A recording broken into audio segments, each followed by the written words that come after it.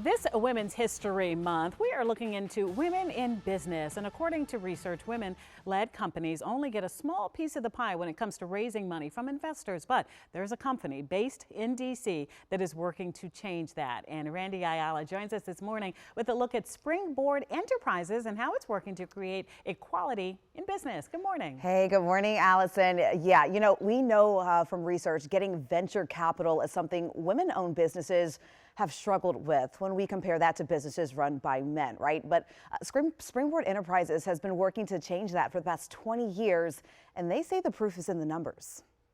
So much money was flowing over the transom from venture capitalists, but it wasn't going to women entrepreneurs. Natalie Buford Young became CEO of Springboard Enterprises in 2021.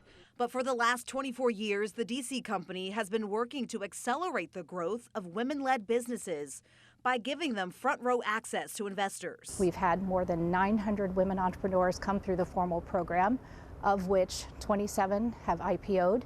We have 10 unicorns, which are companies that are valued at greater than $1 billion. According to research from the Venture Capital Journal, women-led companies raised about 3% of the $107 billion raised last year by venture funds globally, and that's up from less than 2% in 2022. I had no idea how rare it was for women to start companies. Companies like Canva, Zipcar, The Real Real, and Minute Clinic have all gone through the program. But so have companies you probably are not familiar with. Dr. Pariah Yurtesh-Baim is the CEO and founder of Somatics, a biotech developing therapeutics for conditions that uniquely impact women, like endometriosis. She started the company at just 30 years old. I think I struggled with investors taking me seriously.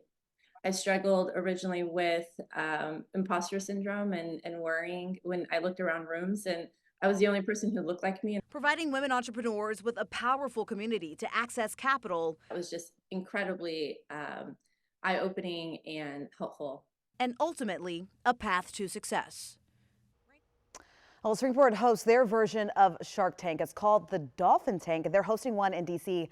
Later this year. It allows women CEOs and founders to pitch their ideas in front of investors and have a chance to hopefully gain some capital. Allison, once they set the date, we'll be sure to let you know. But this is just incredible. It's happening right here in D.C. and all these businesses that have gone through the program globally, raising all this money. I love to see it because I don't know about you, Randy. I bet you do have like 2 or 3 ideas in your brain right now that you're like, I know this would take off if only I had some help doing it. So, exactly. And talking to the lady who started her business at just 30, just, that imposter syndrome and being around in a room with like-minded people, women, all hoping to get the same thing. It's pretty incredible. Let you know that you can do it too. Randy, thank you.